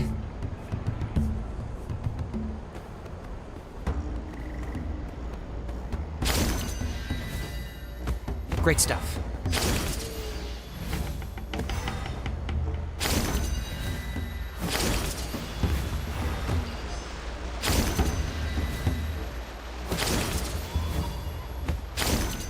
You're over halfway. Keep it up.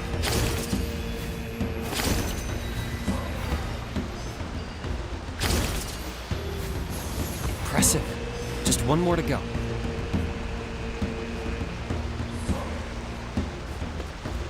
Come on, one last push. The final sacred flame pillar is up ahead.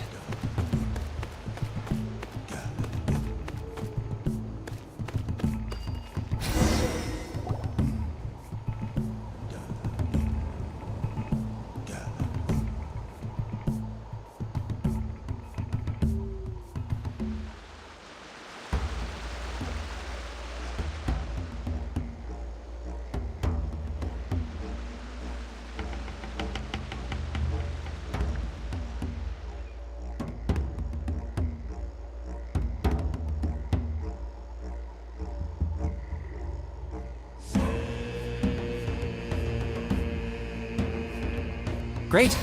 All the pillars are alight. Next, it's down into the canyon and head for the Mountain King's cave.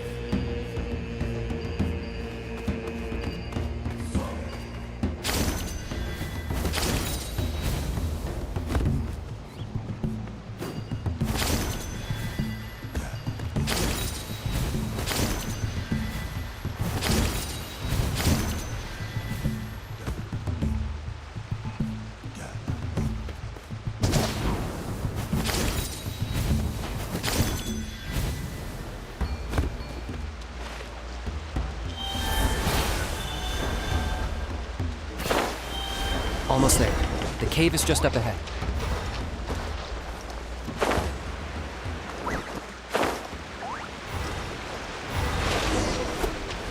The Abyss presence is growing strong.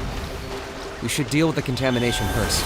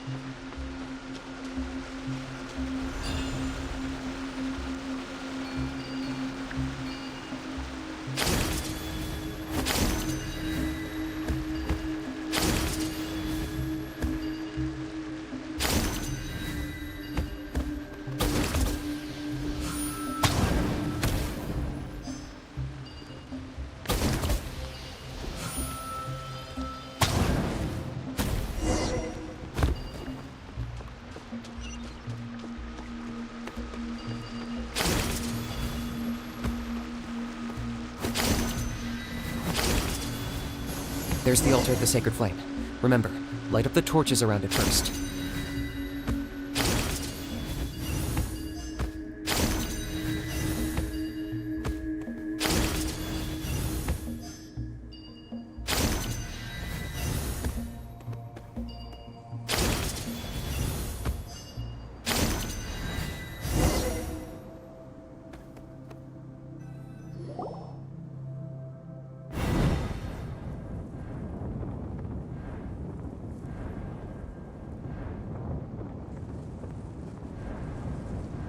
Woohoo! We've lit up the final altar!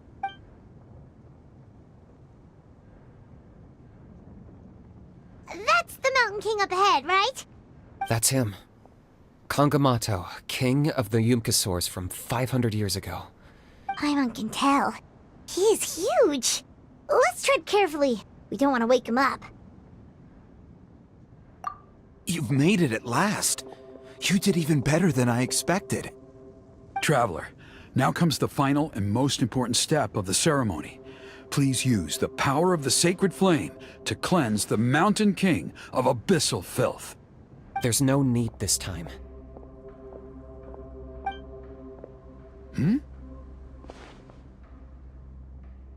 Such strong abyssal power. What is that thing? Kinich, what is the meaning of this?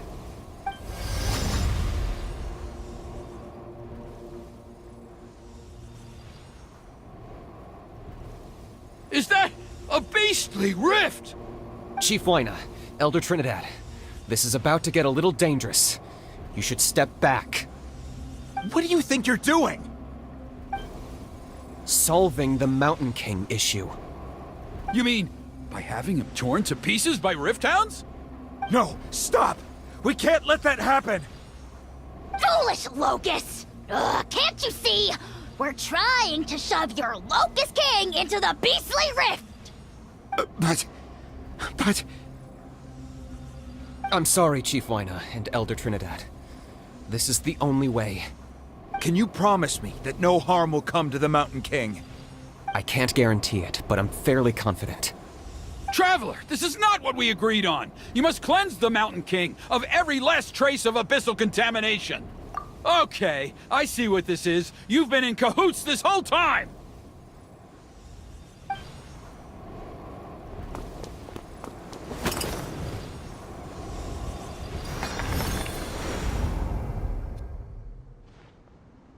Ugh, you imbecile! What have you done? Oh no! The device is destroyed! You forced my hand. I had no choice. Elder Trinidad! What are you doing?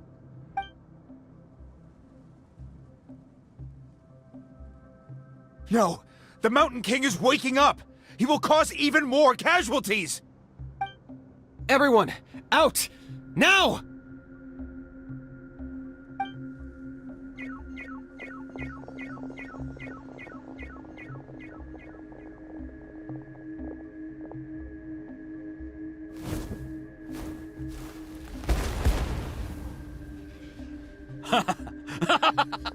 Well, it seems there's only one way to awaken you all from your willful blindness. More sacrifices must be made.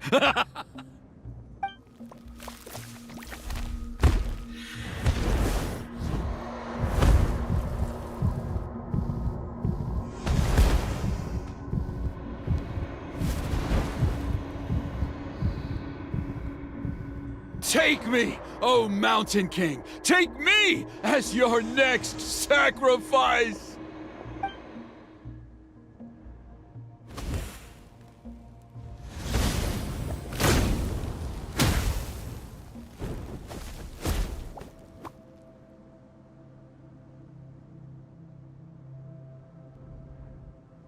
Everyone's still outside.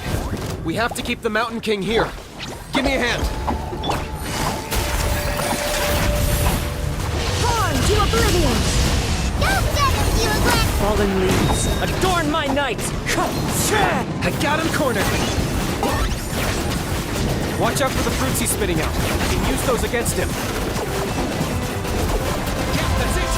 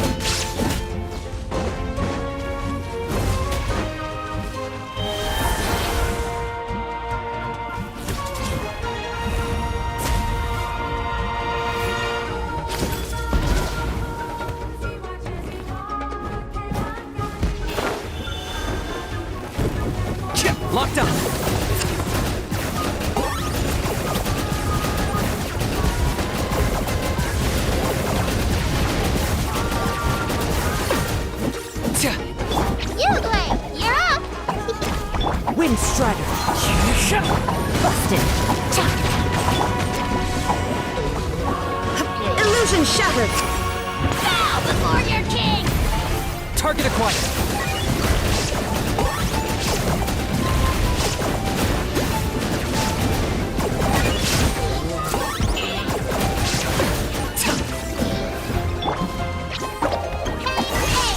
Shine down. Here comes the catch. Clouds high, the birds fall.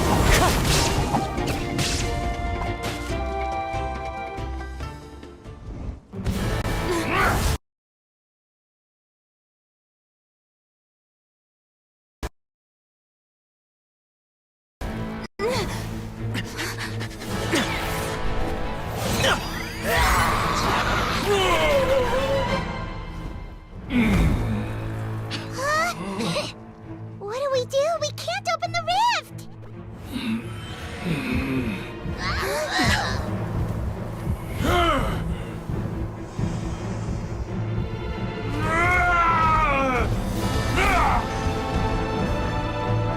Kill me!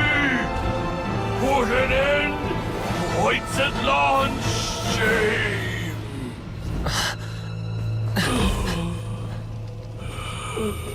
By past fuel and present flame, life marches ever on.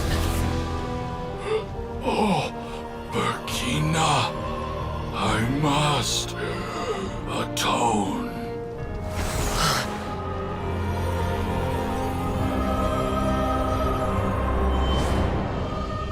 Patience. We will answer to the fire for all our deeds. Even if one day I fall behind, never look back. Keep moving forward, as we are now.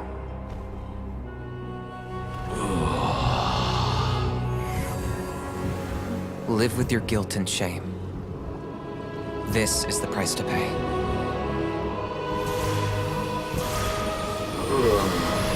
Heir to the Turnfire, please use my ruined vessel to train the heroes of the future. The will of Kangamato will march ever on, till the abyss is stamped out.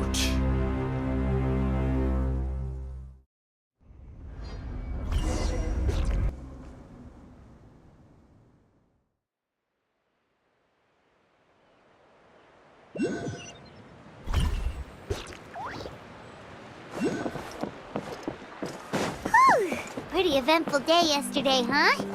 Paimon wonders how things are doing now. Let's go ask the chief! Traveler, you've come at just the right time. I have some good news for you. Trinidad's condition is stabilized. He suffered burns on much of his body, but we believe he'll survive. Guess that's the best news we could hope for. Paimon has to ask, is everyone in your tribe such a risk-taker? First Kinich, then Elder Trinidad? Is this the Scions of the Canopy's adventurous spirit in action? We're simply not afraid to charge ahead into the unknown.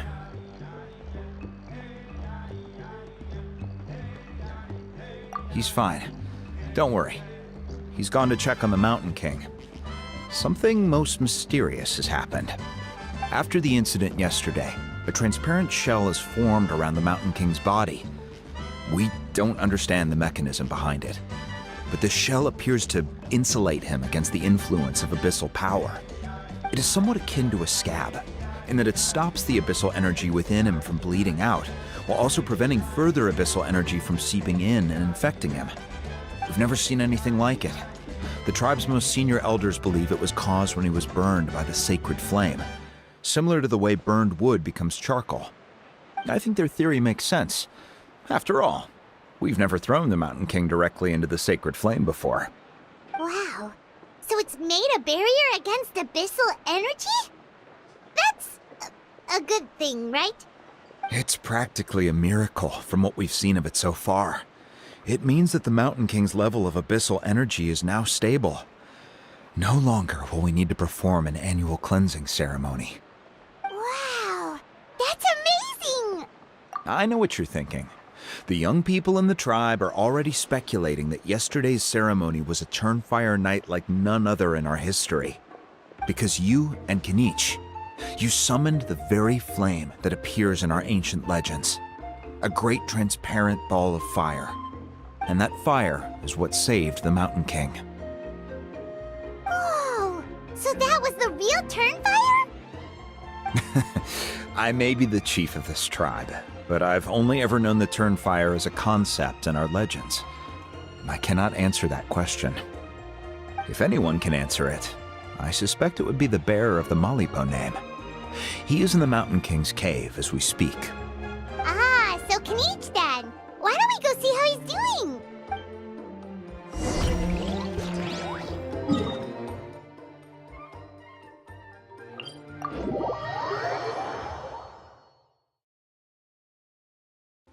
Time to go.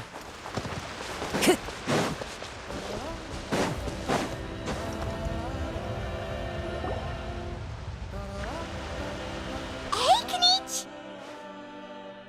Hey yourselves. You two doing okay after yesterday?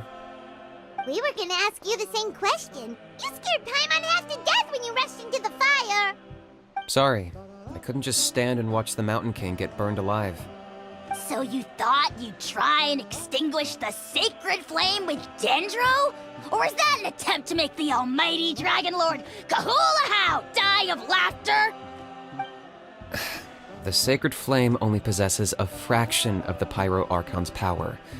It's not as if I was fighting the Pyro Archon herself. Kinich, when you went into the flames, were you intending to, Intending to what? do the same thing as Burkina? Sacrifice myself? Of course not. My focus was on keeping the Mountain King alive, not on what it would cost. But now I'm curious. What made you think I was going to sacrifice myself? Well, because everyone's saying the Turnfire is what saved the king last night. And Ponche's theory was that summoning the Turnfire is a tit-for-tat exchange, right? So, Paimon thought you decided to pay for it with your life. So you've heard that rumor too. I'm afraid I can't say for sure. What happened yesterday was a first for me too. Well, even if you don't know, there's probably no one in the world who does. What I would say is, if that really was the power of the Turnfire, I'd sooner believe that the Mountain King summoned it himself. The Mountain King? Then, what price did he pay? The core meaning of price is not atonement or compensation, but what you're willing to give up in order to obtain what you want. It's easy to die for your sins. Much harder to live with the guilt and keep on going. In the end, the Mountain King chose the latter option. For Burkina and for the tribe. That's the price he paid. Alright, so how is the Mountain King doing now? Health-wise, there's nothing to worry about. He'll enter a fighting stance whenever we set foot in his territory. But his attacks are gentler now and not as crazed as before. Like he said yesterday, he just intends to be a sparring partner for people to practice with. Yeah, I tried communicating with him again, but he didn't respond. We dare say that Locust King has well and truly lost its mind. The lights are on, but nobody is home. Its body remains fighting fit thanks to the perverse power of the Abyss, but time has been less kind to its soul. It was ground to a pulp long ago. But we saw him come back to his senses yesterday. That was merely one last burst of brain activity before it croaked. As you humans would say, it went out with a bang. Oh, come on! Stop being such a doomer. Paimon bets the Mountain King has finally let go of the tragedies of the past now, and is focusing on moving forward. That's why he doesn't have time to chat with us. He's too busy thinking about the future. Well, at least it means my fellow tribespeople can move forward now, too. Thank you for your help, Traveler. I owe you one. Yeah, that's right. You caught Enjo for us, remember? But he ended up being completely useless. It's not a fair trade if you lost out. Ah, that's on him. It's not your fault he's useless. Besides, we're friends now. You don't owe us exciting! Friends? But your friendship is an even more valuable gift. I can't in good conscience accept it for free. So promise me, if you need anything in the future, you'll come to me. For you, I'll do anything.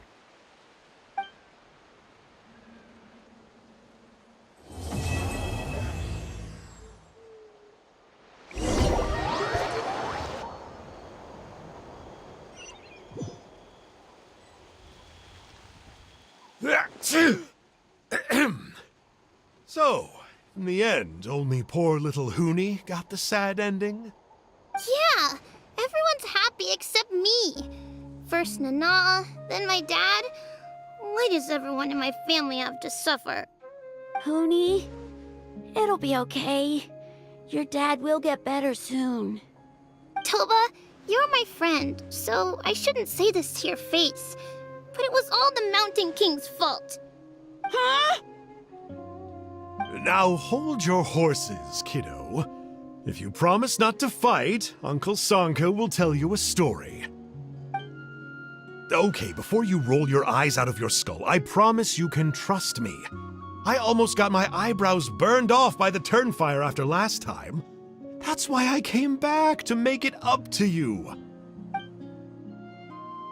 All right, I'll just get to the point. Do you know what Uncle Sanka loves the most about your people? What? Your extreme sports. Huh? On my first day here, I got hit by someone falling out of the sky. I believe you call it bungee jumping? It's a dangerous sport, to be sure, but the courage it took to make the jump impressed the heck out of me. So, I introduced myself to the jumper, we made friends, and I even helped treat her wounds. Oh, such a nice friend. Of course. Anyway, the good times didn't last, because I got captured by a powerful foe, so we had to part ways for a while. In the hands of the enemy, I was scorned, scolded, and nearly given away as a gift. Oh, it was so humiliating. A horrible experience to look back on. Why does Uncle Sanka always have to suffer, I thought. So I feel your pain, Hoonie. I was in the same position. But in the end, I made it through, and I left all of those painful memories in the past. I even managed to reunite with my friend. Is that it? The moral of the story is to look forward in life, right? Yeah, we've heard that one millions of times. Sorry, Uncle Sanka, but you're not cut out to be a teacher. Very smart, Hoonie, but not quite smart enough. What I'm trying to tell you is that after I reunited with my friend, I found her injuries were all healed, but she really missed her family. So, I thought you might like to see her too. She's right behind you.